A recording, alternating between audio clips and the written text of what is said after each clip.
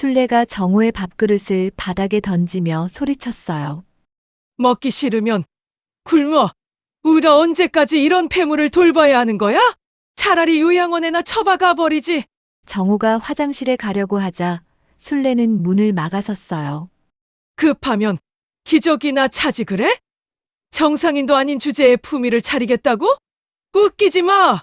그 순간 정호는 자신이 더 이상 인간 취급받지 못하고 있다는 절망적인 현실에 직면했습니다. 사연 시작하기 전 무료 버튼인 구독과 좋아요 부탁드립니다.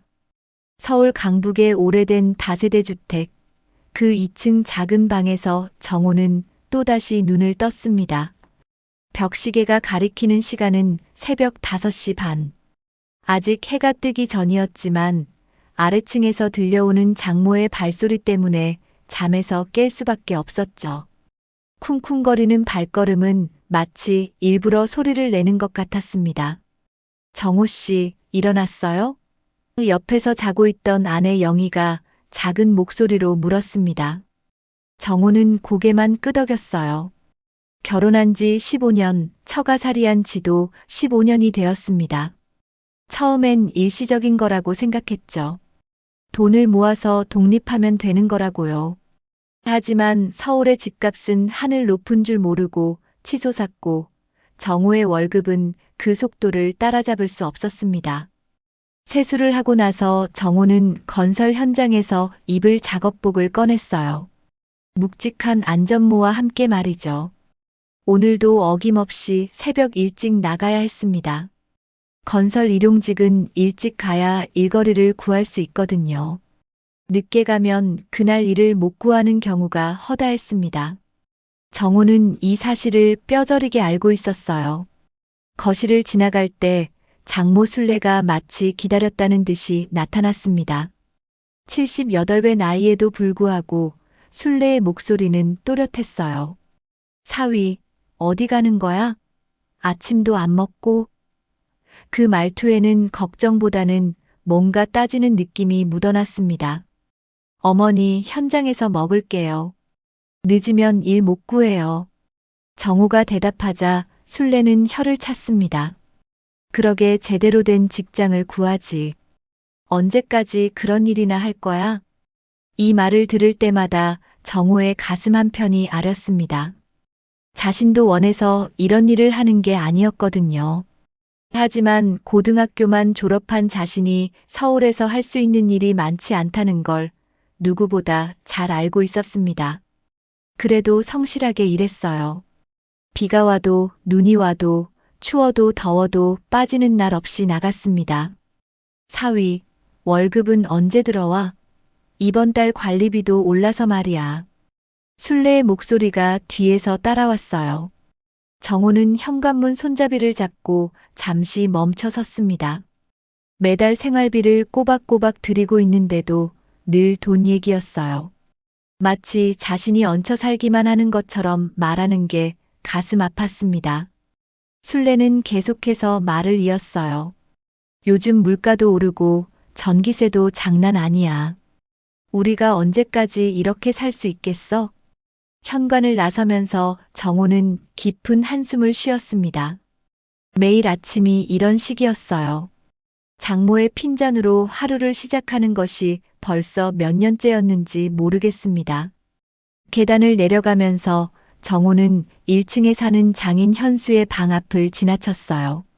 아직 잠들어 있는 것 같았습니다. 지하철 2호선을 타고 건설 현장으로 향하면서 정호는 창밖을 바라봤어요. 서울의 아침은 언제나 바빴습니다. 사람들은 각자의 목적지를 향해 분주하게 움직이고 있었죠. 양복을 입은 회사원들, 유니폼을 입은 서비스직 직장인들, 그리고 자신처럼 작업복을 입은 노동자들까지.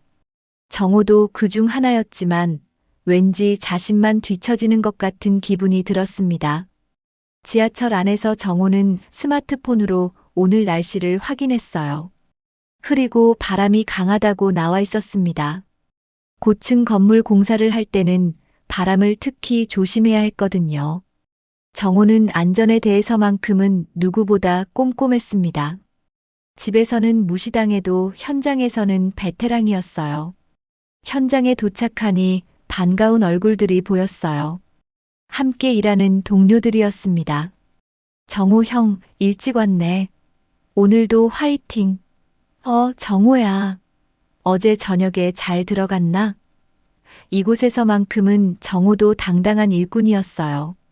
누구한테 눈치 볼 필요도 없고 자신의 실력으로 인정받는 곳이었습니다. 동료들과 인사를 나누는 정호의 얼굴에는 미소가 번졌어요. 오늘의 작업은 15층 건물의 외벽 마감 작업이었습니다. 정호는 안전벨트를 꼼꼼히 점검하고 안전모를 단단히 고정했어요. 높은 곳에서의 작업이라 한순간도 방심할 수 없었습니다. 정호 형, 오늘 바람이 좀 센데 괜찮을까요? 후배 민철이 걱정스럽게 물었어요. 괜찮아. 안전수칙만 잘 지키면 돼. 급하게 하지 말고 천천히 하자. 점심시간에 도시락을 먹으면서 동료 기철이가 물었어요. 정호야, 언제 독립할 거야? 처가살이 힘들지? 정호는 쓴웃음을 지었습니다. 쉽지 않아. 전세금도 못 구하겠더라고.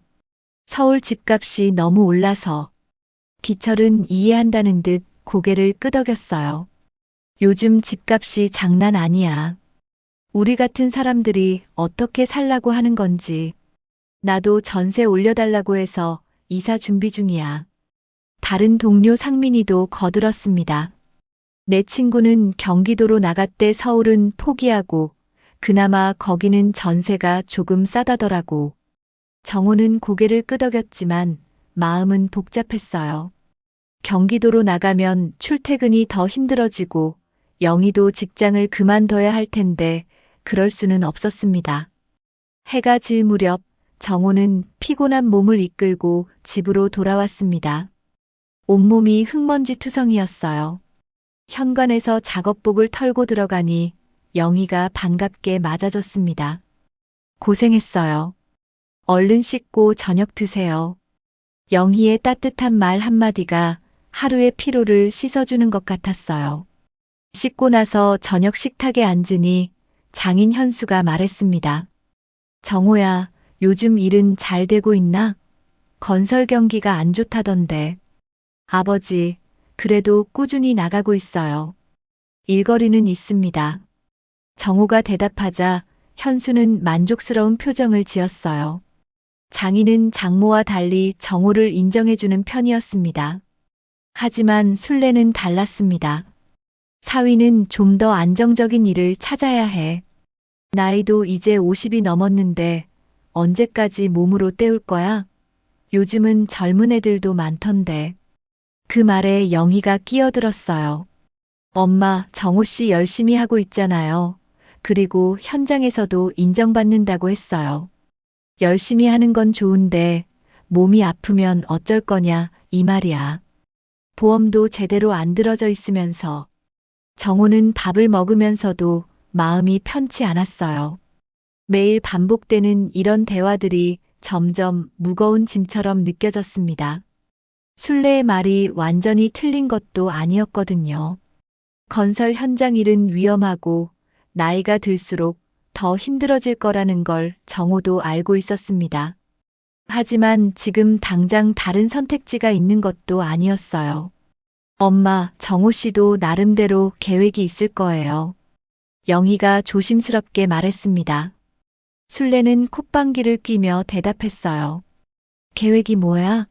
15년째 똑같은 소리 하면서. 정호는 젓가락을 놓고 말했습니다. 어머니, 제가 더 노력해 볼게요. 기술도 배우고 자격증도 따고요. 밤이 되어 방으로 들어가자 영희가 말했어요. 정호 씨, 어머니 말씀 너무 신경 쓰지 마세요. 우리 열심히 살고 있잖아요.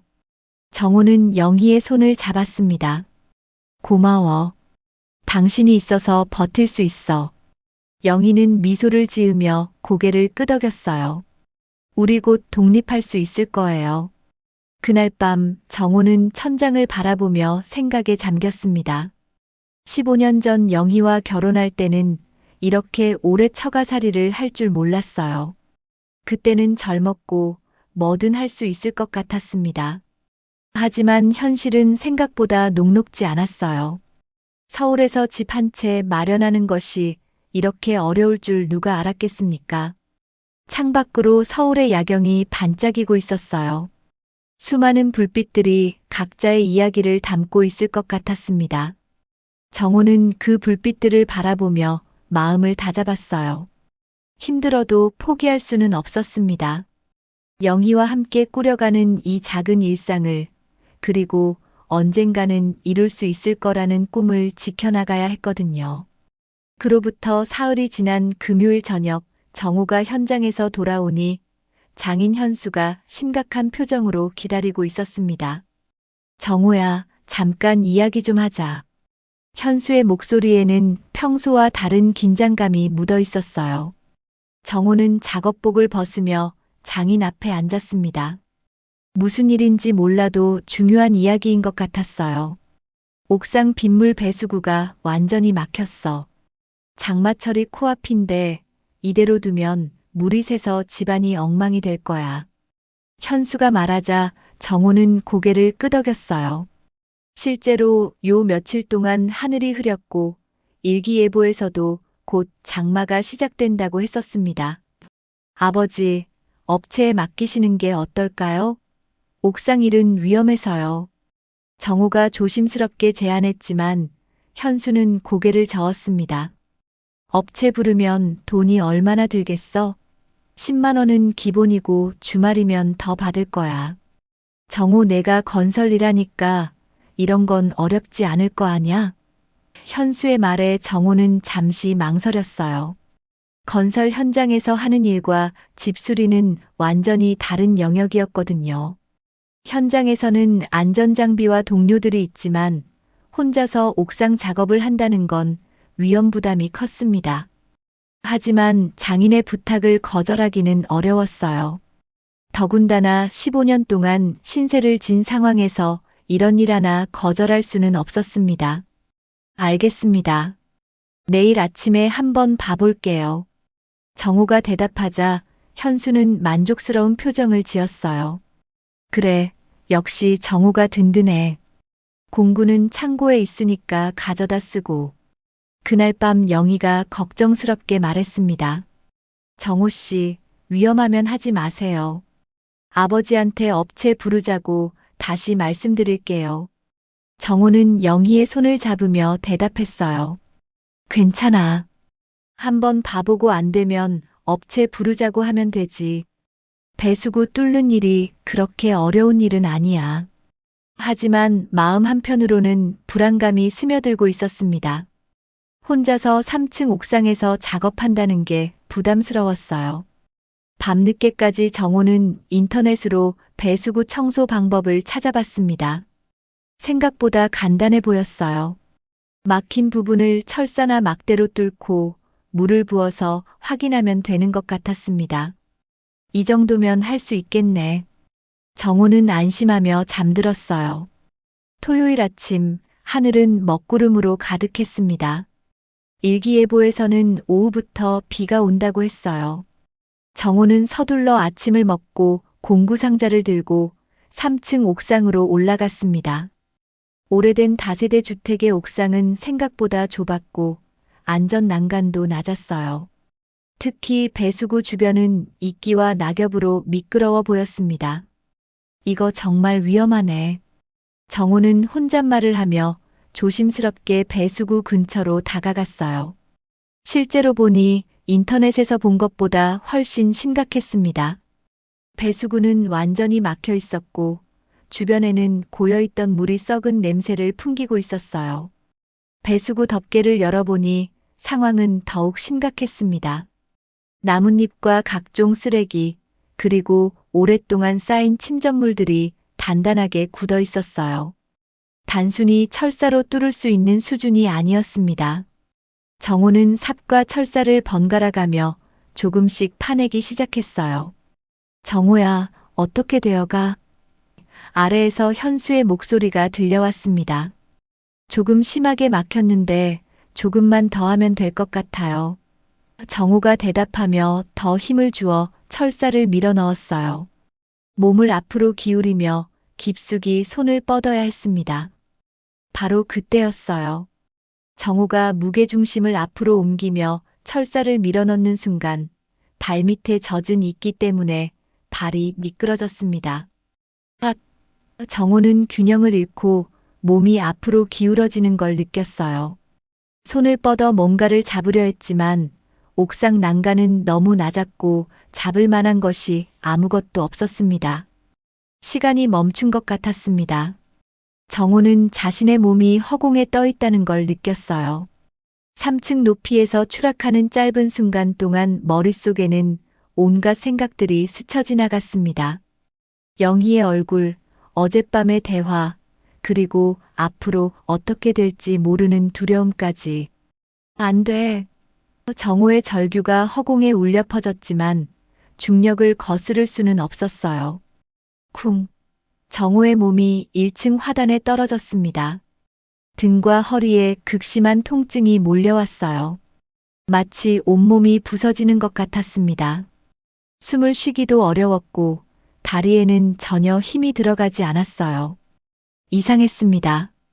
다리를 움직이려고 해도 전혀 감각이 없었어요. 정우야, 정우야. 현수의 다급한 목소리가 멀리서 들려왔지만 희미했습니다. 어머, 어머. 술래의 비명소리가 들렸어요. 빨리 119 불러. 현수가 소리쳤습니다. 정우는 하늘을 바라보며 누워 있었어요. 구름이 빠르게 움직이고 있었고 지금이라도 비가 내릴 것 같았습니다. 의식이 점점 흐려지기 시작했어요. 정우 씨, 정우 씨. 영희의 목소리가 들렸습니다. 언제 왔는지 영희가 정우의 머리를 감싸며 울고 있었어요. 괜찮아요. 곧 구급차 와요. 의식 잃으면 안 돼요. 하지만 정우는 대답할 힘도 없었어요. 온몸의 고통과 함께 의식을 잃었습니다. 구급차 사이렌 소리에 정우는 잠시 의식을 되찾았어요. 들것에 누워 이송되고 있었습니다. 영희가 옆에서 손을 잡고 있었지만 이상하게도 손의 감촉을 제대로 느낄 수 없었어요. 정우 씨, 괜찮아요? 병원 거의 다 왔어요. 영희의 목소리는 울음으로 떨리고 있었습니다. 구급차 안에서 응급구조사가 정우의 상태를 확인하고 있었어요. 혈압 안정, 의식은 있으나 하반신 감각 없음. 척추 손상 의심됩니다. 전문 용어들이 들렸지만 정우는 그 의미를 정확히 이해할 수 없었어요. 다만 심상치 않다는 건 느낄 수 있었습니다. 병원 응급실에 도착하자 의료진들이 분주하게 움직였어요. 엑스레이, MRI 촬영 준비. 보호자는 밖에서 기다려주세요. 영희는 정우와 헤어지기 싫어했지만 간호사의 안내를 따를 수밖에 없었어요. 정우는 혼자 검사실로 이동했습니다. 차가운 검사대 위에 누워 있으면서 정우는 현실을 받아들이기 어려웠어요. 몇 시간 전까지만 해도 멀쩡했는데 갑자기 이런 일이 생기다니. MRI 기계의 소음이 귓가에 울렸지만 정우의 머릿속은 온통 걱정으로 가득했습니다. 영희는 어떻게 할까요? 일도 못하게 되면 생활은 어떻게 하죠? 검사가 끝나고 병실로 이동했을 때는 이미 해가 저물어 있었어요. 영희가 침대 옆 의자에서 졸고 있었습니다. 며칠 밤을 새우며 간병한 것 같았어요. 정우는 영희를 깨우려고 손을 움직이려 했지만 이상하게도 손가락 끝만 조금 움직일 뿐이었습니다. 다리는 아예 감각이 없었어요. 영희야. 간신히 소리를 내자 영희가 벌떡 일어났습니다. 정우 씨, 깨어났네요. 의사 선생님 불러올게요. 영희는 울먹이며 간호사실로 뛰어갔어요. 곧 의사가 들어와서 정우의 상태를 꼼꼼히 확인했습니다. 환자분, 기분이 어떠세요? 다리 쪽은 감각이 있나요? 의사가 물었지만 정우는 대답하기 어려웠어요. 의사는 심각한 표정으로 말했습니다. 보호자분과 함께 상담실로 오시겠어요? 그 말에 정호의 가슴이 철렁 내려앉았어요. 좋은 소식이 아니라는 걸 직감할 수 있었습니다. 영희와 정호는 휠체어에 탄 채로 상담실로 향했습니다. 상담실에서 나온 정호와 영희의 얼굴은 절망으로 가득했습니다. 의사의 진단은 냉혹했어요. 척추 3번과 4번 요추 손상으로 인한 하반신 마비, 그리고 회복 가능성은 희박하다는 것이었습니다. 수술을 해도 완전한 회복을 기대하기는 어렵습니다. 평생 휠체어 생활을 각오하셔야 할 것 같습니다. 영희는 복도에서 주저앉아 울었어요. 정호 씨, 이제 어떻게 해요? 우리 어떻게 살아가요? 정호도 마음은 같았지만 영희 앞에서 무너질 수는 없었습니다. 괜찮아, 우리 힘내자. 다른 방법이 있을 거야. 하지만 정호의 목소리에도 확신은 없었어요. 수술은 그 다음날 이른 아침에 진행되었습니다. 6시간이 넘는 긴 수술이었어요. 영희와 현수, 순례는 수술실 앞에서 하루 종일 기다렸습니다. 순례는 중간중간 한숨을 쉬며 말했어요. 이래서 집안일은 전문가를 써야 한다니까. 괜히 일을 버려서 이렇게 됐네. 영희가 어머니를 말렸지만 순례의 불만은 계속되었습니다. 수술이 끝났을 때 의사는 고개를 저었어요. 최선을 다했지만 신경 손상이 너무 심합니다. 기적적인 회복을 기대하기는 어려울 것 같습니다. 그 말에 영희는 다시 한번 무너져 내렸어요. 현수는 영희를 달래려 했지만 순례는 다른 반응을 보였습니다. 그럼 이제 어쩌라는 거야? 집에서 어떻게 돌봐? 병원에서 한 달을 보낸 후 정호는 집으로 돌아왔습니다. 하지만 예전의 집이 아니었어요. 2층으로 올라갈 수 없어서 1층 거실 한쪽에 침대를 놓았습니다. 정호는 이제 휠체어에 의존해서 생활해야 했어요. 화장실 가는 것도 씻는 것도 모든 일상이 영희의 도움 없이는 불가능했습니다. 처음 며칠은 순례도 나름대로 신경 써줬어요. 사위, 아픈 곳은 없나? 밥은 먹을 수 있겠나? 하지만 시간이 지나면서 순례의 태도는 점점 달라졌습니다. 정호가 거실에 있으니 가족들이 자유롭게 지낼 수가 없었거든요. 텔레비전 리모컨 하나도 정호 눈치를 봐야 했어요. 부엌이 좁아서 말이야. 사위는 방에서 먹는 게 편할 거야. 순례가 어느 날부터 정호의 식사를 방으로 가져다 주기 시작했어요. 거실 식탁에서 함께 먹기 어색하다는 이유였습니다. 정호는 거절하고 싶었지만 현재 상황에서 강하게 말할 수도 없었어요. 영희가 항의했지만 순례는 단호했습니다. 손님도 오고 하는데 어떻게 거실에서 계속 식사를 해? 반찬의 양도 점점 줄어들었어요. 처음에는 정상적으로 챙겨주던 것이 나중에는 대충 담아오기 시작했습니다. 어차피 몸도 안 쓰는데 많이 먹을 필요가 있나? 순례의 이런 말을 들을 때마다 정호의 가슴은 찢어질 것 같았어요. 자신이 이 집에서 짐덩어리가 되어버렸다는 현실을 받아들이기 어려웠습니다. 외출은 재활치료가 전부였어요. 일주일에 2번 영희가 휠체어를 밀고 병원까지 가는 것이 정호의 유일한 바깥 활동이었습니다. 재활치료사는 희망적으로 말했지만 정호는 회복에 대한 기대를 접었어요. 꾸준히 하시면 조금이라도 좋아질 수 있습니다. 하지만 몇 달째 진전이 없었습니다. 그런 와중에 처가 식구들의 수군거림이 시작되었어요. 정호가 방에 있을 때 거실에서 나누는 대화가 문틈으로 들려왔습니다. 사위 명의로 대출 하나 해도 되겠지? 어차피 일도 못하는데 신용만 빌리는 거니까. 현수의 목소리였어요. 그런데 괜찮을까? 나중에 문제되면 어떻게 해? 순례가 걱정스럽게 물었습니다. 뭐가 문제야? 우리가 갚으면 되는 거 아니야. 지금 재개발 보상금 받으려면 당장 서류 정리해야 하는데 자금이 부족하단 말이야. 현수의 말에 정호는 귀를 기울였어요. 재개발 보상금이라니 무슨 이야기인지 궁금했습니다. 하지만 문을 열고 나가서 물어볼 수도 없는 상황이었어요. 며칠 후 영희가 서류 한 장을 들고 왔습니다. 정호 씨, 잠깐 서명 좀 해줄 수 있어요? 정호가 서류를 보니 대출 신청서였어요. 이게 뭐야? 치료비 마련하는 거예요. 재활 치료비도 많이 들고 앞으로 계속 병원 다녀야 하잖아요.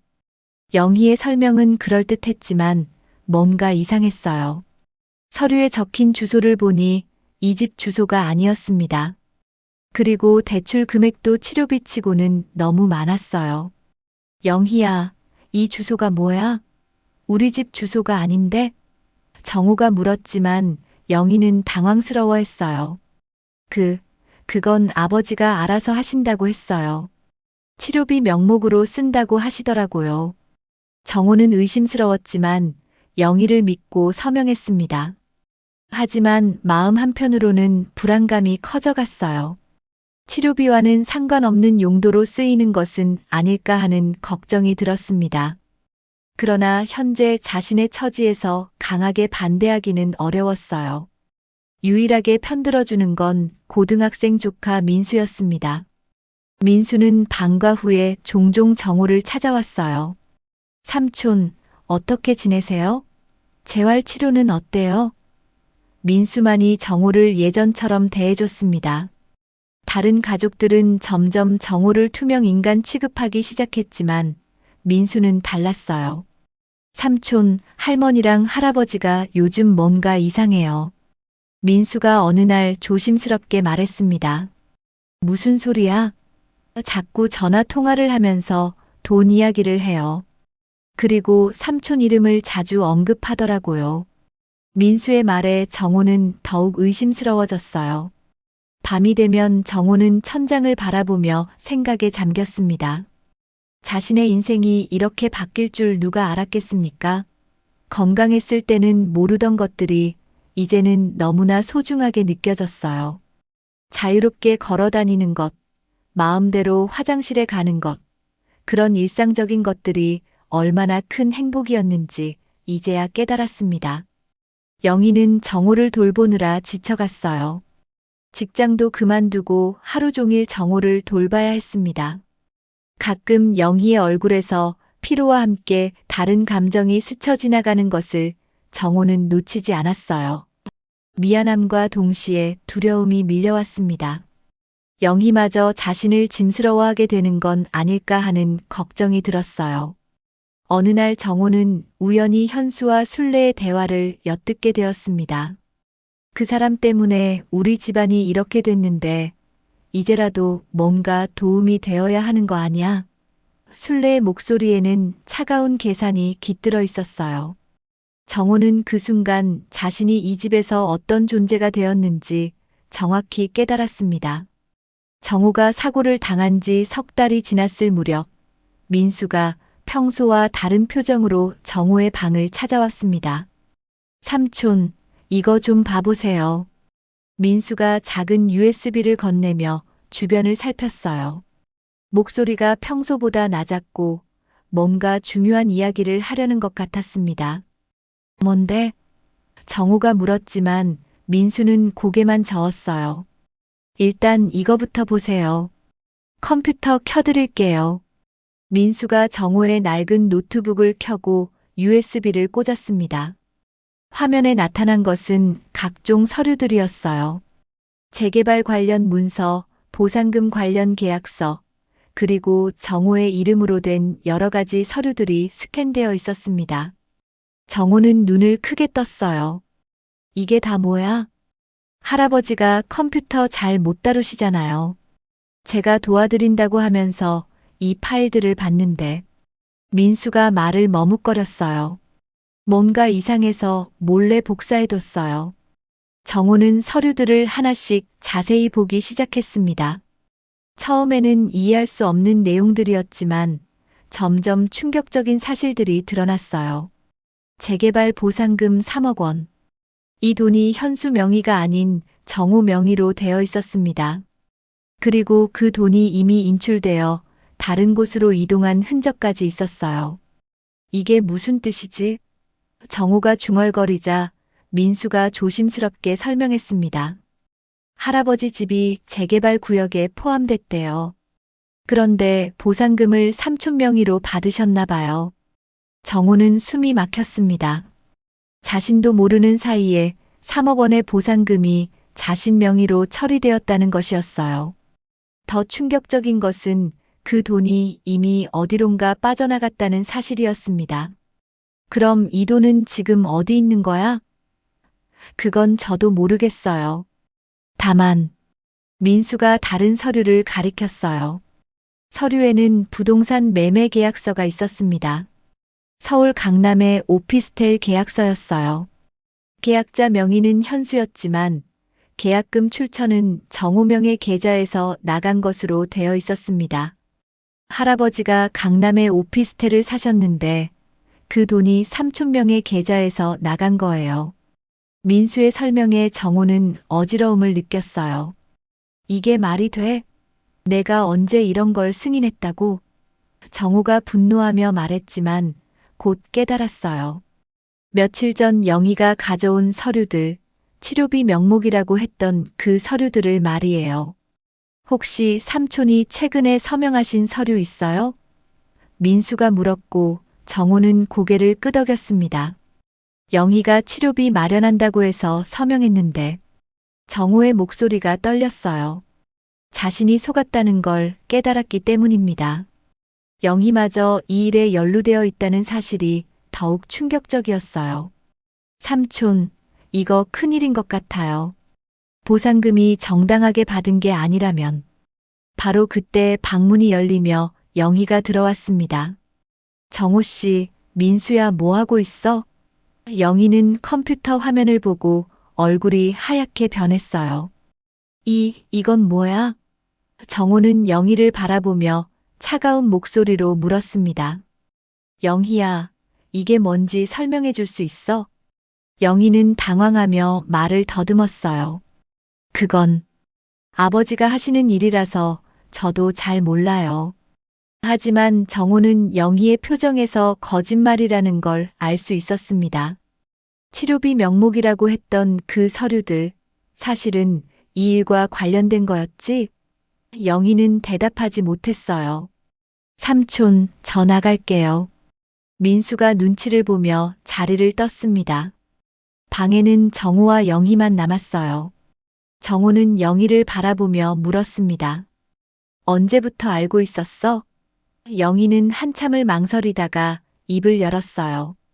정호 씨, 미안해요. 하지만 다른 방법이 없었어요. 다른 방법이 없다고? 내 명의를 도용하는 게 유일한 방법이었다고?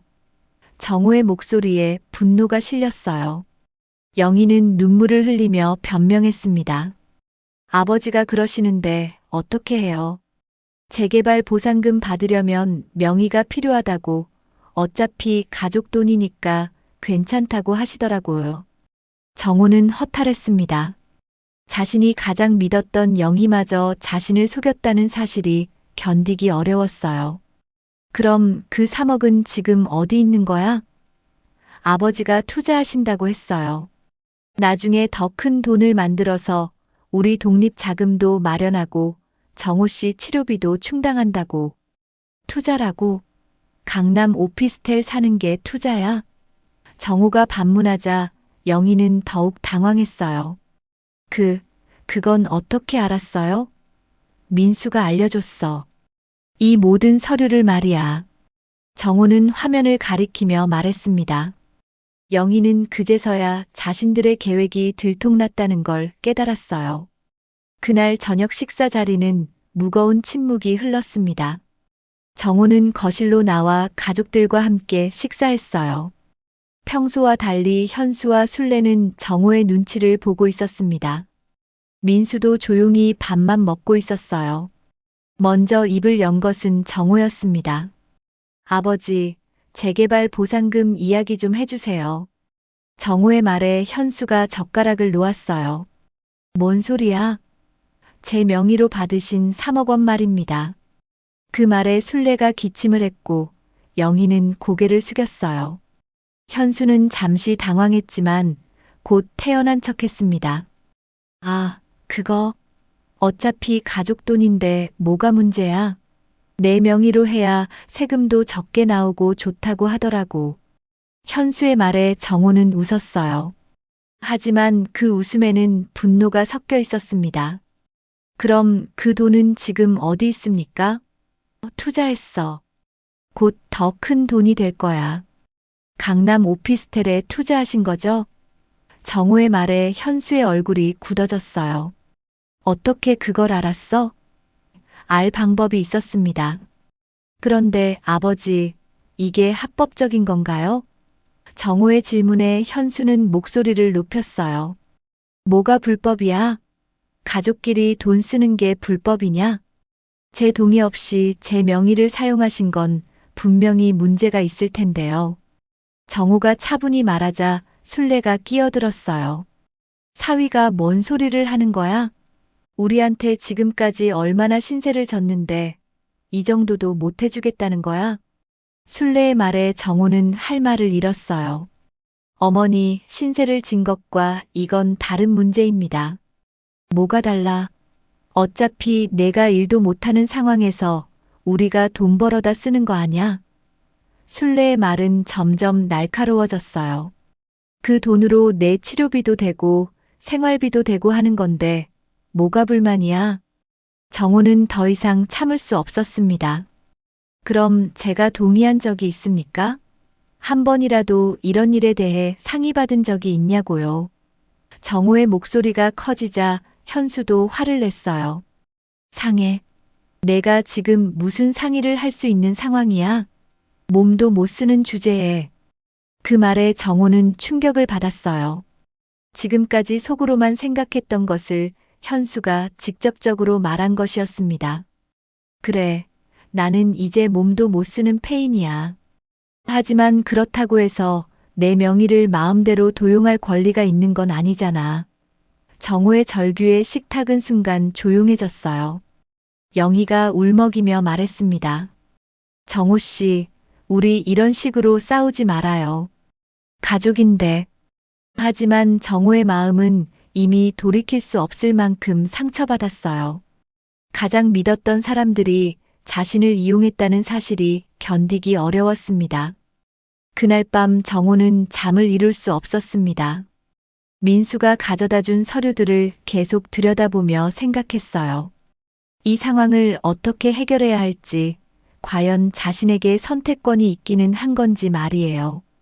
휠체어에 앉은 자신의 처지가 이렇게 무력하다는 걸 처음으로 절실히 깨달았습니다. 그로부터 일주일 후 평소와 같은 조용한 오후였습니다. 정호는 재활 치료를 마치고 집으로 돌아와 방에서 휴식을 취하고 있었어요. 영희는 장을 보러 나갔고 현수와 순례는 낮잠을 자고 있었습니다. 고요한 정막을 깨뜨린 것은 현관문을 두드리는 소리였어요. 똑똑똑. 처음에는 택배인 줄 알았습니다. 하지만 문을 두드리는 소리가 평소보다 강하고 지속적이었어요. 정호는 휠체어를 타고 현관 쪽으로 향했습니다. 누구세요? 정호가 물었지만 대답 대신 더 강한 노크 소리가 들렸어요. 뭔가 심상치 않은 분위기였습니다. 경찰입니다. 문 좀 열어주세요. 경찰이라는 말에 정호의 가슴이 철렁 내려앉았어요. 혹시 재개발 보상금 건과 관련이 있는 건 아닐까 하는 불안감이 밀려왔습니다. 정호는 떨리는 손으로 문을 열었어요.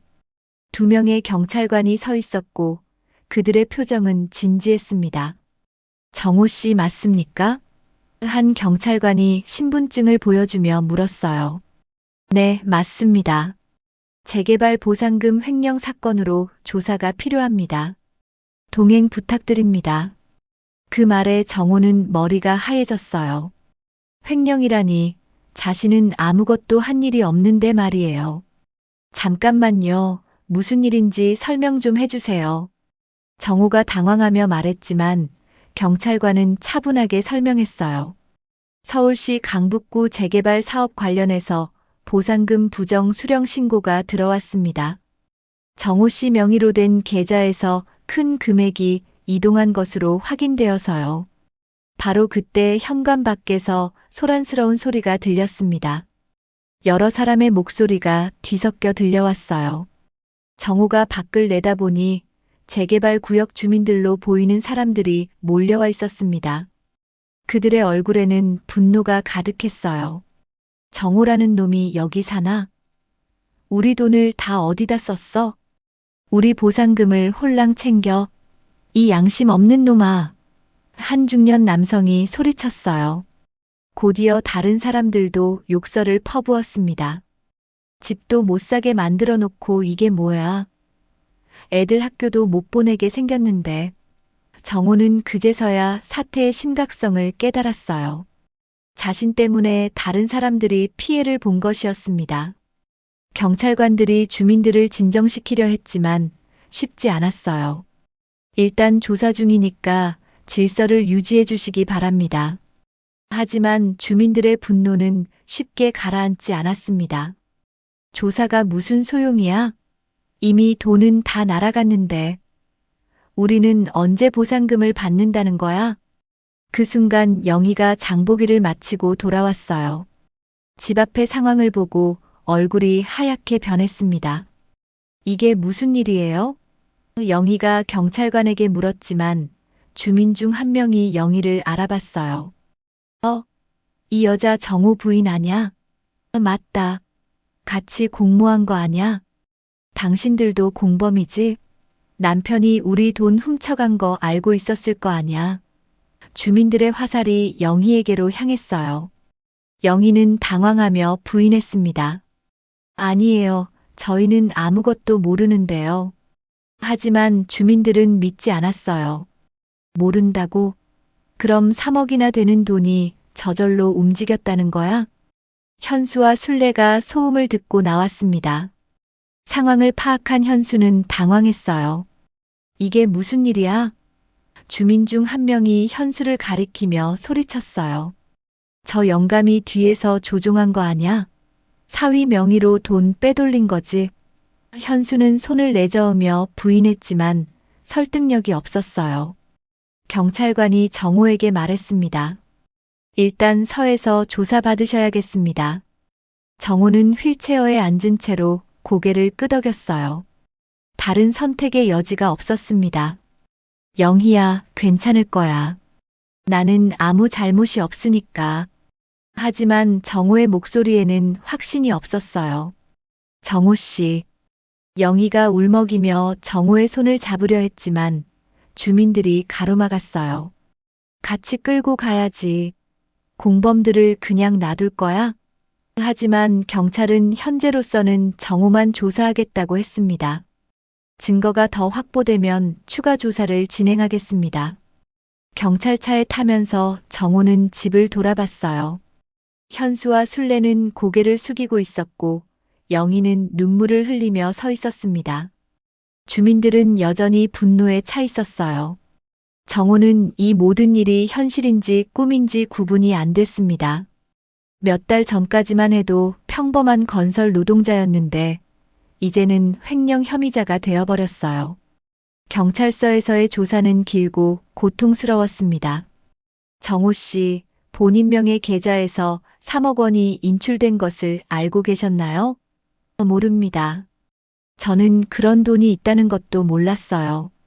그럼 어떻게 본인 명의로 보상금을 신청했습니까? 그것도 저는 모르는 일입니다. 수사관은 의심스러운 표정을 지었어요. 가족이 대신 처리했다는 말씀인가요? 그런 것 같습니다.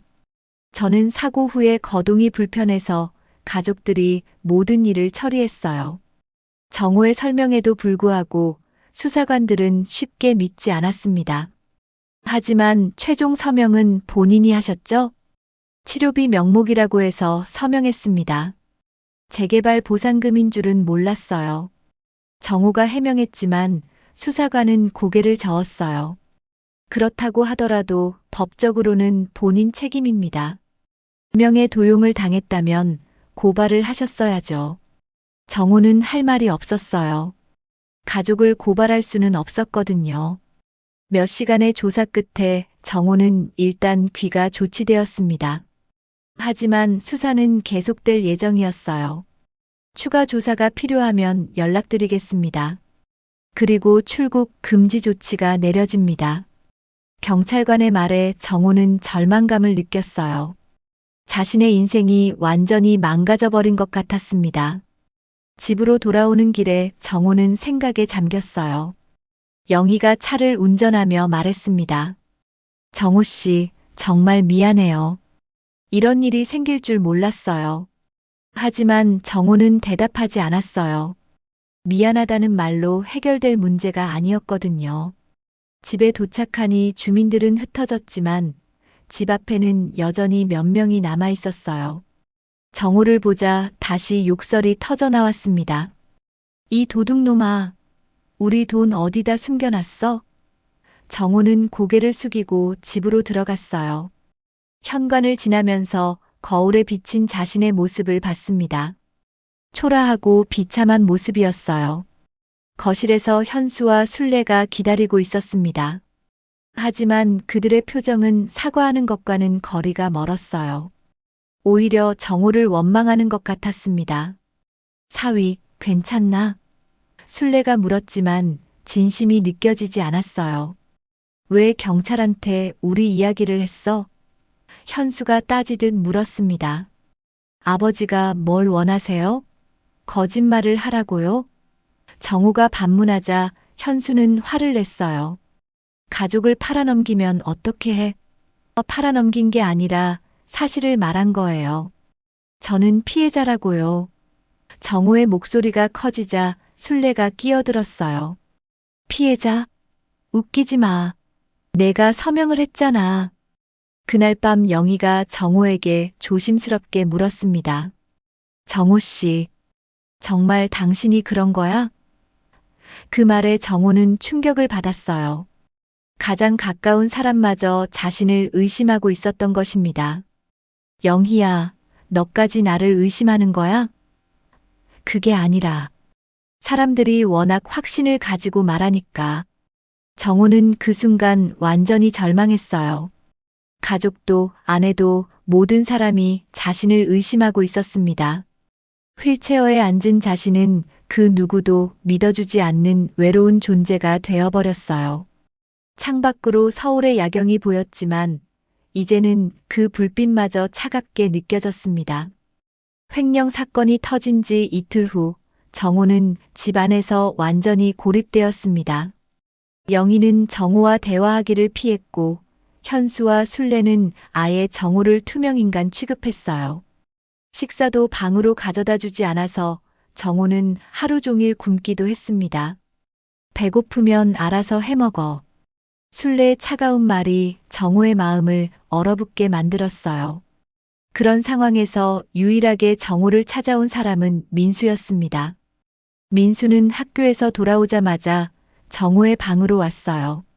삼촌, 괜찮으세요? 민수의 걱정 어린 목소리에 정호는 간신히 미소를 지었습니다. 괜찮다.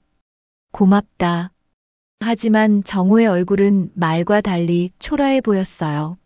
삼촌, 제가 뭔가 알아낸 게 있어요. 민수가 조심스럽게 말하며 주변을 살폈습니다. 뭔데? 정호가 물었지만 민수는 손짓으로 조용히 하라고 했어요. 일단 문부터 잠가요. 민수가 방문을 잠그고 정호에게 다가왔습니다. 삼촌, 정말 중요한 이야기예요. 그날 옥상에서 떨어지신 것도 사실 우연이 아닐 수도 있어요. 민수의 말에 정호는 놀랐어요. 무슨 뜻이야? 제가 며칠 전에 할아버지가 전화하시는 걸 들었는데 뭔가 이상했어요. 계획대로 됐다는 말을 하시더라고요. 정호는 민수의 말을 믿기 어려웠습니다. 그리고 그날 옥상 작업할 때 안전줄을 준비하지 않았다는 것도 이상해요. 삼촌은 건설 일하시니까 안전의 중요성을 누구보다 잘 아시잖아요. 그런데 왜 혼자서 안전장비도 없이 작업하셨을까요? 민수의 지적에 정호는 뒤늦게 의문을 가지기 시작했어요. 그날 할아버지가 급하게 하라고 재촉하셨죠? 비 온다고 하면서요. 그런데 사실 날씨 예보를 보면 비는 그 다음 날 밤에 올 예정이었어요. 민수가 휴대폰으로 당시 날씨 예보를 보여줬습니다. 정말로 비는 하루 뒤에 예정되어 있었어요. 정호는 서서히 진실을 깨닫기 시작했습니다. 그럼 내가 계획적으로 당한 거라는 뜻이야? 정호가 떨리는 목소리로 물었어요. 민수는 고개를 끄덕였습니다. 그럴 가능성이 높아요. 삼촌이 다치면 명의를 더 쉽게 도용할 수 있으니까요. 그리고 더 심각한 건 민수가 말을 머뭇거렸어요. 뭔데? 다 말해봐. 정호가 다급하게 물었습니다. 어젯밤에 할머니와 할아버지가 나누신 대화를 들었어요. 저놈이 없었으면 우리 끝장났어.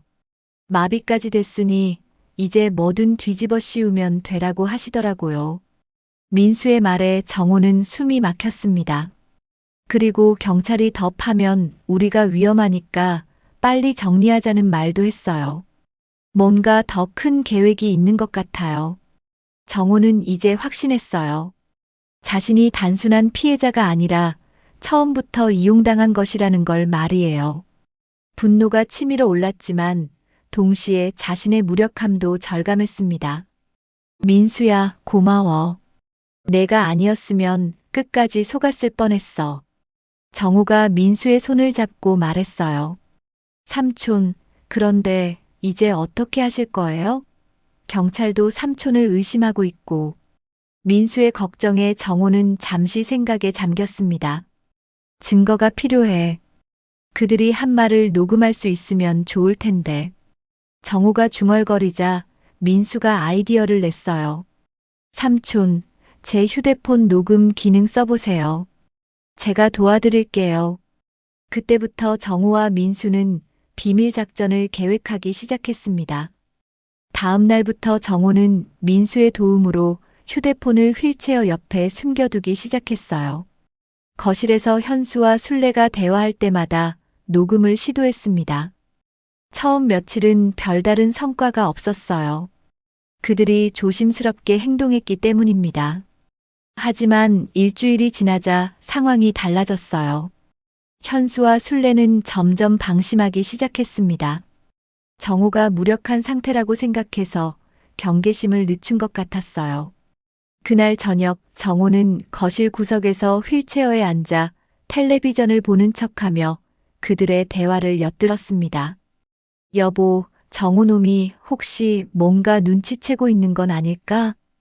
순례가 걱정스럽게 물었어요. 뭘 눈치채? 증거도 없는데. 그리고 누가 믿겠어? 휠체어 탄 놈 말을. 현수의 대답에 순례가 안도의 한숨을 쉬었습니다. 그래도 조심해야 해. 혹시라도 들키면 우리가 끝장이야. 들켜봐야 얼마나 들켜? 이미 모든 계획은 끝났어.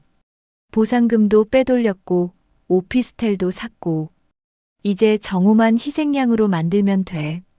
현수의 차가운 말에 정호는 분노로 떨었지만 꾹 참았어요. 그런데 영희는 어떻게 할 거야? 계속 모르는 척 할 거야? 순례가 물었습니다. 영희, 그 애는 이미 우리 편이야. 정호보다는 우리를 선택할 거라고. 현수의 확신에 찬 목소리에 정호는 더욱 절망했습니다. 영희마저 완전히 그들 편이라는 걸 확인한 셈이었어요. 만약에 정호가 진실을 알게 되면 그래봐야 소용없어. 누가 믿겠어? 가족을 고발하는 불효자 말을 누가 믿겠냐고. 현수의 말에 순례가 웃었어요. 맞아. 그리고 설사 진실이 밝혀져도 이미 돈은 안전한 곳에 숨겨뒀으니까. 정호는 그들의 대화를 모두 녹음했습니다. 마침내 결정적인 증거를 확보한 것이었어요. 하지만 동시에 가족들의 진짜 모습을 보게 되어 마음이 무너져 내렸습니다. 자신을 사랑한다고 생각했던 사람들이 사실은 자신을 이용만 하고 있었던 것이었어요.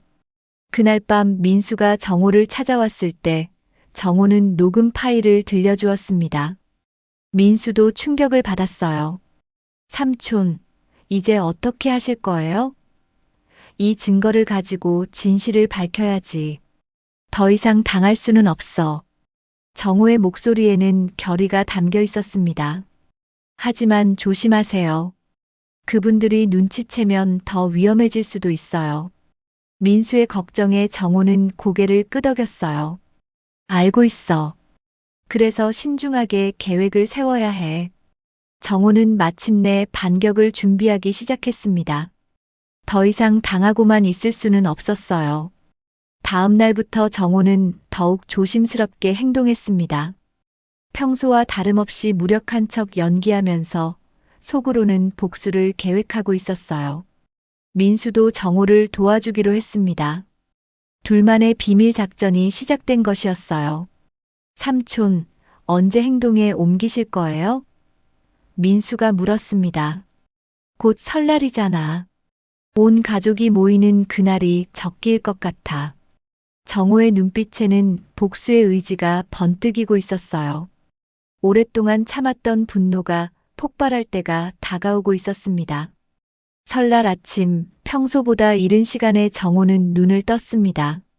오늘이 그동안 준비해온 모든 것을 실행에 옮기는 날이었어요. 마음은 긴장되었지만 동시에 후련함도 느껴졌습니다. 더 이상 참고 당하지 않겠다는 결심이 확고했거든요. 창밖으로 보이는 새해 첫 아침 해가 유독 밝게 느껴졌어요. 영희는 일찍부터 차례 준비로 분주했습니다. 정호 씨, 오늘은 가족들이 다 모이니까 방에서 계시는 게 좋을 것 같아요. 영희의 말에는 평소와 다른 긴장감이 묻어 있었어요. 아마도 친척들 앞에서 정호의 상황이 드러나는 것을 부담스러워하는 것 같았습니다. 아니야, 오늘은 거실에 있을게. 정호가 단호하게 말했어요. 정호 씨, 왜 그러세요? 친척들이 오시면 어색할 텐데. 영희가 말을 이었지만 정호는 흔들리지 않았습니다. 괜찮아. 오늘은 꼭 가족들과 함께 있고 싶어. 영희는 이상하다는 표정을 지었지만 더 이상 말리지 않았어요. 평소 순종적이던 정호가 이렇게 고집을 부리는 것이 의외였거든요. 오전 10시쯤부터 친척들이 하나둘 도착하기 시작했습니다. 현수의 형님 가족, 순례의 여동생 가족까지 모두 15명 정도가 모였어요. 정호는 휠체어에 앉아 거실 한쪽에서 모든 상황을 지켜보고 있었습니다. 친척들은 정호를 보며 안타까운 표정을 지었지만 누구도 선뜻 다가와서 말을 걸지는 않았어요. 정호야, 많이 힘들지? 현수의 형님이 인사를 건넸습니다. 형님, 안녕하세요. 괜찮습니다. 정호가 정중하게 인사를 드렸어요. 하지만 형님은 곧 다른 대화로 화제를 돌렸습니다. 정호의 현재 상황이 불편한 것 같았어요. 요즘 사업은 어째? 덕분에 잘 되고 있어요. 민수가 정호에게 다가와서 작은 목소리로 말했어요. 삼촌, 준비는 다 됐어요. 정호는 고개를 끄덕였습니다. 민수가 미리 텔레비전에 USB를 연결해 두었고 리모컨도 정호가 쉽게 사용할 수 있도록 휠체어 옆에 준비해 두었어요. 결정적인 순간을 위한 모든 준비가 완료된 상태였습니다. 차례를 지내는 동안 정호는 조용히 기다렸습니다. 가족들이 모두 모인 상황에서 진실을 공개하는 것이 가장 효과적일 거라고 생각했어요. 현수와 순례는 평소와 다름없이 행동했지만 가끔 정호를 힐끗힐끗 바라보는 것이 느껴졌습니다. 뭔가 의심하고 있는 것 같았어요. 자, 이제 떡국 먹자. 순례가 모든 사람에게 떡국을 나누어 주었습니다. 정호에게도 떡국을 주면서 말했어요. 사위, 올해는 좋은 일만 있기를 바라. 하지만 그 말에는 진심이 담겨 있지 않았어요. 오히려 경계하는 듯한 느낌이었습니다. 식사를 마치고 모든 사람들이 거실에 둘러앉았을 때 정호는 마침내 입을 열었습니다. 가족 여러분, 새해에 말씀드리고 싶은 이야기가 있습니다. 갑작스러운 정호의 말에 모든 사람들이 주목했어요. 현수와 순례의 얼굴에는 긴장감이 스쳤습니다. 무슨 이야기인데? 현수의 형님이 물었어요. 정호는 잠시 숨을 고르고 나서 계속 말했습니다. 지난 몇 달 동안 제가 겪은 일들에 대해서 말씀드리고 싶어요. 영희가 불안한 표정으로 정호를 바라봤어요. 정호 씨, 왜 갑자기 그런 말을? 영희야, 진실을 말할 때가 됐어. 정호의 단호한 목소리에 거실이 조용해졌습니다. 모든 사람들이 긴장한 채로 정호의 다음 말을 기다리고 있었어요. 현수와 순례는 점점 불안해하는 기색이 역력했습니다. 사위야, 무슨 소리를 하려는 거야? 아버지, 어머니, 이제 그만 연극합시다. 정호가 낮고 단단한 목소리로 말했습니다. 그동안 단 한마디도 강하게 말하지 않았던 정호가 이렇게 단호하게 나오자 모든 사람들이 놀랐어요. 다 들었어요. 정호의 말에 현수와 순례의 얼굴이 창백해졌습니다. 뭘 들었다는 거야? 순례가 떨리는 목소리로 물었어요. 정호는 민수를 바라봤고 민수가 텔레비전 리모컨을 조작했습니다. 곧 거실 스피커에서 현수와 순례의 목소리가 흘러나왔어요. 저놈이 없었으면 우리 끝장났어. 마비까지 됐으니 이제 뭐든 뒤집어 씌우면 돼. 녹음된 목소리가 거실에 울려 퍼지자 친척들이 충격에 빠졌습니다. 이게 무슨 소리야? 정말 현수 목소리 맞나? 사람들이 웅성거리기 시작했어요. 현수와 순례는 얼굴이 하얗게 변해서 아무 말도 하지 못했습니다. 영희도 당황한 표정으로 정호를 바라봤어요. 그리고 더 있습니다. 정호가 계속 말했습니다. 민수가 다시 버튼을 눌렀고 이번에는 재개발 보상금에 대한 대화가 흘러나왔어요. 보상금도 빼돌렸고 오피스텔도 샀고 이제 정호만 희생양으로 만들면 돼. 현수의 목소리가 거실에 메아리 쳤습니다. 친척들의 표정이 경악으로 바뀌었어요. 현수야, 이게 정말이야? 형님이 믿을 수 없다는 표정으로 물었습니다.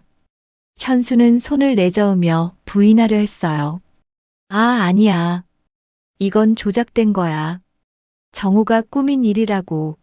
하지만 너무나 명확한 자신들의 목소리 때문에 설득력이 없었습니다. 어떻게 이런 일을?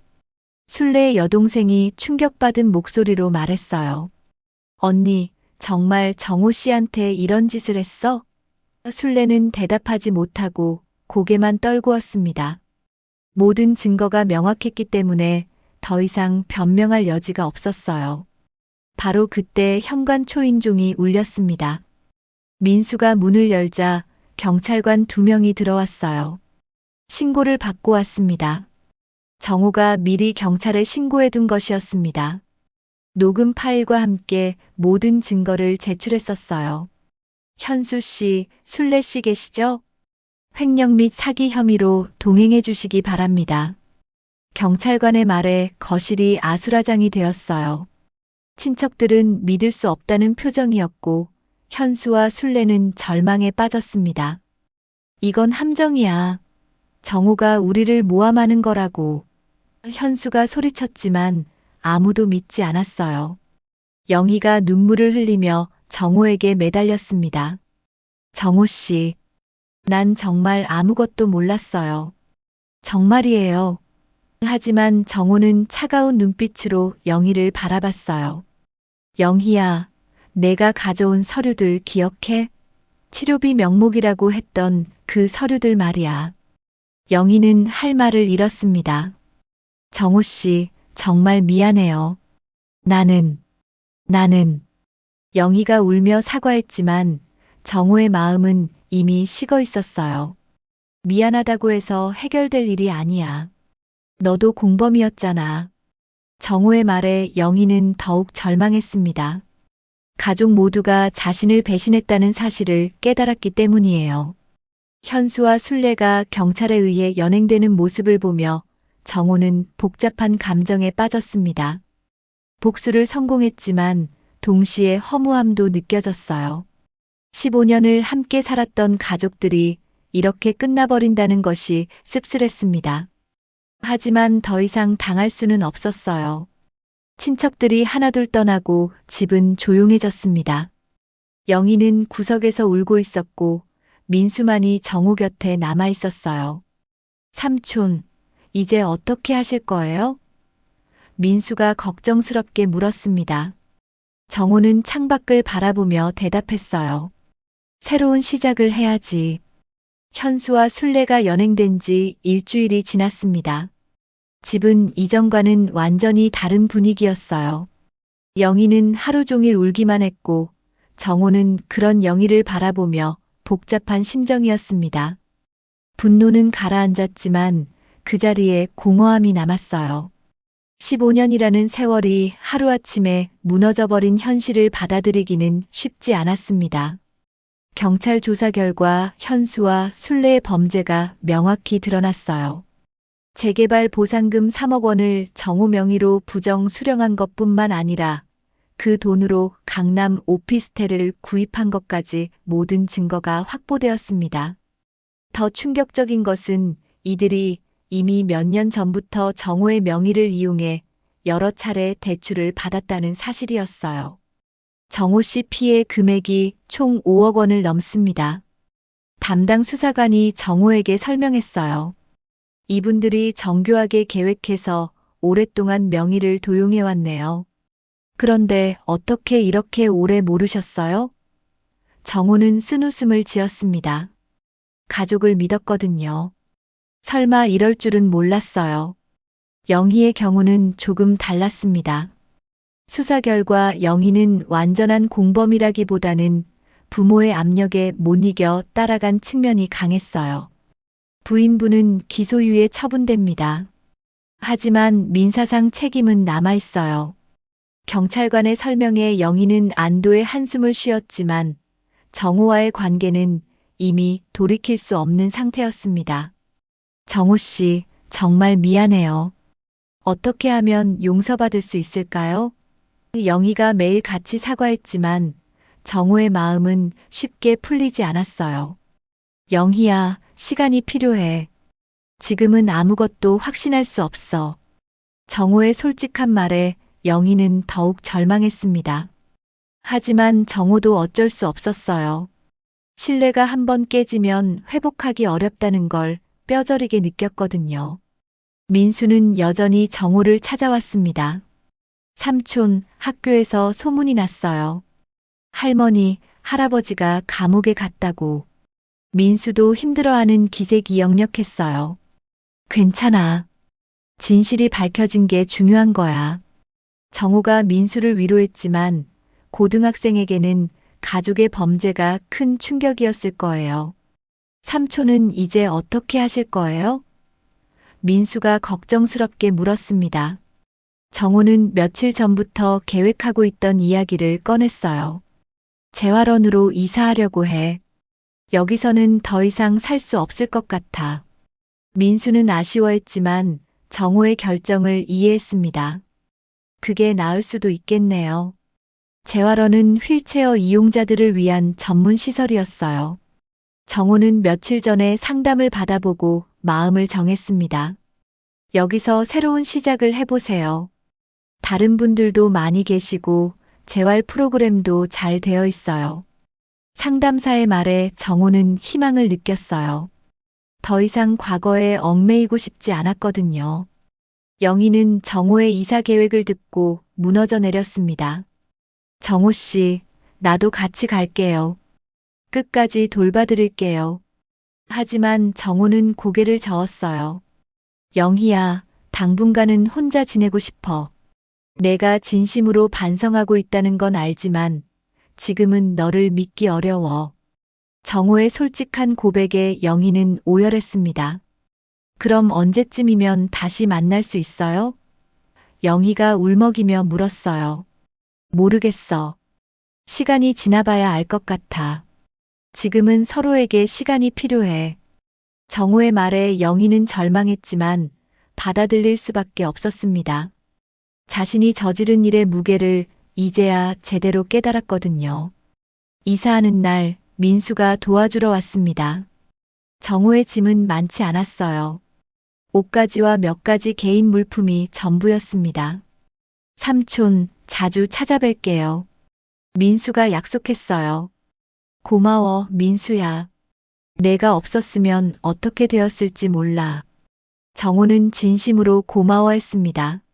민수는 이 모든 일에서 유일한 위로였거든요. 재활원에 도착했을 때 정호는 새로운 환경에 긴장했습니다. 하지만 곧 다른 입원자들이 따뜻하게 맞아주었어요. 새로 오셨네요. 저도 교통사고로 왔어요. 여기 생활하기 좋아요. 금방 적응하실 거예요. 사람들의 격려에 정호는 마음이 놓였습니다. 재활원에서의 생활은 이전과 완전히 달랐어요. 규칙적인 재활 훈련과 상담, 그리고 비슷한 처지의 사람들과의 교류가 정호에게 새로운 활력을 주었습니다. 정호 씨, 많이 밝아지셨네요. 담당 의사가 한 달 후 검진에서 말했어요. 마음의 짐을 덜었더니 몸도 좀 더 편해지는 것 같아요. 특히 재활원에서 만난 다른 환자들의 이야기는 정호에게 큰 깨달음을 주었습니다. 저는 산업재해로 다쳤는데 처음에는 절망만 했어요. 그런데 여기 와서 새로운 기술도 배우고 다른 일도 찾아보고 있어요. 한 환자의 말에 정호도 용기를 얻었어요. 재활원에는 휠체어 이용자들을 위한 직업 훈련 프로그램도 있었습니다. 컴퓨터 활용, 전화 상담, 온라인 업무 등 다양한 분야의 교육이 제공되었어요. 정호 씨도 한번 참여해 보세요. 새로운 가능성을 발견할 수 있을 거예요. 상담사의 권유에 정호는 관심을 보였습니다. 민수는 약속대로 매주 정호를 찾아왔어요. 삼촌, 표정이 많이 좋아지셨네요. 여기 사람들이 좋아. 그리고 새로운 목표도 생겼어. 정호가 직업훈련 프로그램 이야기를 하자 민수는 기뻐했습니다. 정말 좋은 것 같아요. 삼촌은 원래 능력 있으신 분이잖아요. 영희는 처음 몇 주 동안 재활원 앞에서 기다리곤 했습니다. 하지만 정호는 만나주지 않았어요. 아직 준비가 안 됐어. 정호의 마음은 확고했습니다. 용서는 쉽게 할 수 있는 일이 아니었거든요. 영희도 점차 이해하게 되었고 기다리기로 했습니다. 몇 달이 지나면서 정호는 점차 안정을 되찾았어요. 재활 훈련도 꾸준히 받고 직업 교육도 열심히 따라갔습니다. 비록 다리는 움직일 수 없었지만 마음만큼은 이전보다 훨씬 자유로워졌어요. 더 이상 누군가의 눈치를 보며 살 필요가 없었거든요. 어느 날 저녁 정호는 재활원 정원에서 휠체어에 앉아 석양을 바라보고 있었습니다. 서울의 빌딩들 사이로 붉은 햇살이 비치고 있었어요. 예전에는 그 불빛들이 차갑게 느껴졌는데 이제는 따뜻해 보였습니다. 정호의 눈빛에는 다시 살아갈 힘이 번뜩이고 있었어요. 새로운 시작이야. 정호가 혼잣말을 했습니다. 과거의 아픔을 완전히 잊을 수는 없겠지만 그 아픔에 매여 살 수는 없었어요. 앞으로 어떤 일이 기다리고 있을지 모르지만 정호는 더 이상 두렵지 않았습니다. 진실을 밝혀낸 용기가 자신에게 새로운 희망을 주었거든요. 민수가 다음 주에 대학 입시 결과가 나온다고 했어요. 삼촌 합격하면 첫 번째로 알려드릴게요. 민수의 밝은 모습을 보며 정호는 미소를 지었습니다. 적어도 민수만큼은 자신 때문에 상처받지 않기를 바랐어요. 오히려 이 경험을 통해 더 성숙해졌으면 좋겠다고 생각했습니다. 그날 밤 정호는 오랜만에 깊은 잠에 들었어요. 악몽도 없었고 과거에 대한 후회도 없었습니다. 내일 아침이면 새로운 하루가 시작될 거예요. 휠체어에 앉아 있지만 정호의 마음은 그 어느 때보다 자유로웠습니다. 진정한 독립을 이룬 것이었어요. 더 많은 이야기로 다시 찾아올게요. 여러분의 하루가 따뜻한 위로로 가득하길 바랍니다. 구독과 좋아요는 큰 힘이 됩니다.